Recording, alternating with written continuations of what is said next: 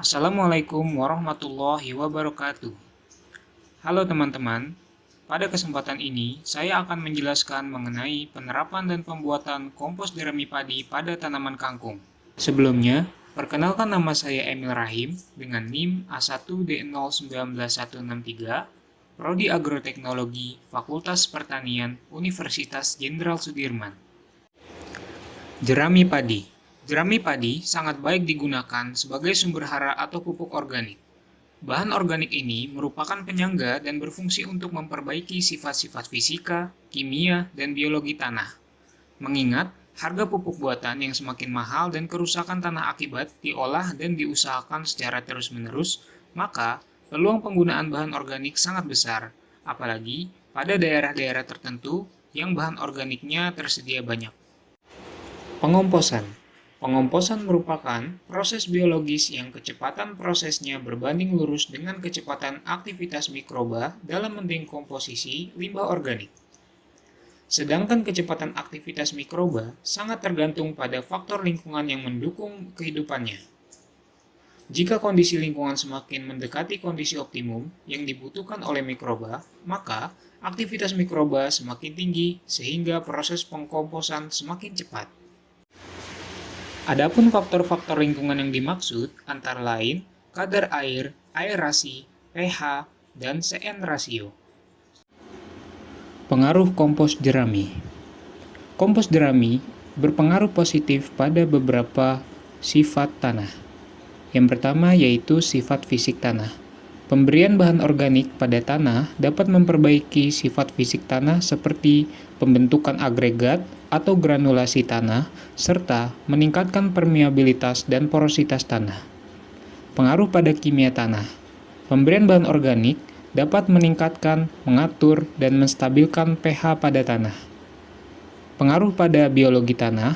Penggunaan pupuk organik diperlukan sebagai upaya mengkonservasi hara tanah melalui pendauran ulang, sehingga mikroorganisme pada tanah beraneka ragam. Berikut ini merupakan bahan dan alat dalam proses pengkomposan jerami padi.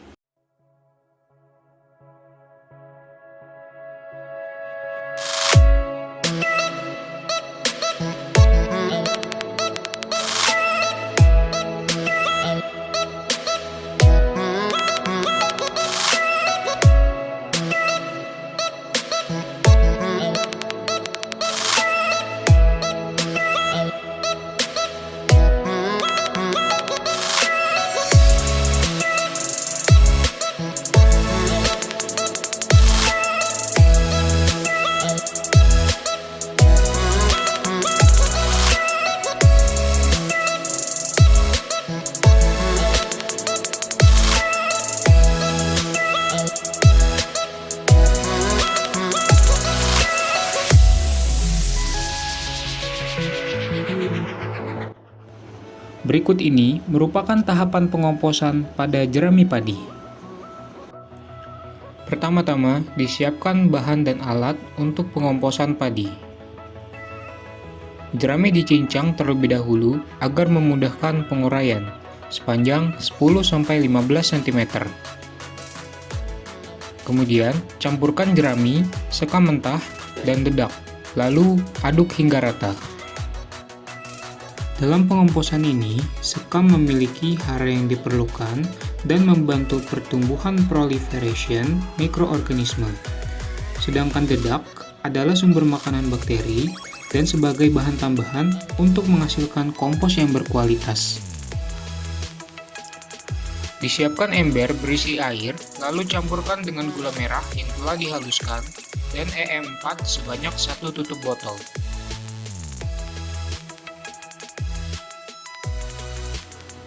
Dimasukkan jerami padi ke dalam ember.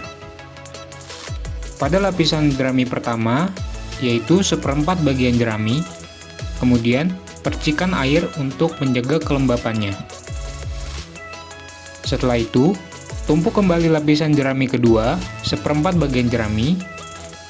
Demikian seterusnya hingga jerami habis. Tutup tumpukan dengan plastik agar terlindung dari hujan dan panas atau dapat diletakkan di tempat yang terlindung. Kompos siap digunakan setelah 3-4 minggu. Ciri kompos matang: warna jerami coklat kehitaman, tekstur lunak, suhu pengomposan sudah kembali seperti suhu awal pengomposan, volume menyusut, dan tidak lagi berbau menyengat. Metode pengamatan: pelaksanaan pengamatan ini dilakukan dengan melakukan penanaman langsung benih kangkung pada media polybag yang diisi dengan tanah. Sebelum ditanam, tanah diberikan 3 perlakuan berupa pengaplikasian pupuk yang berbeda.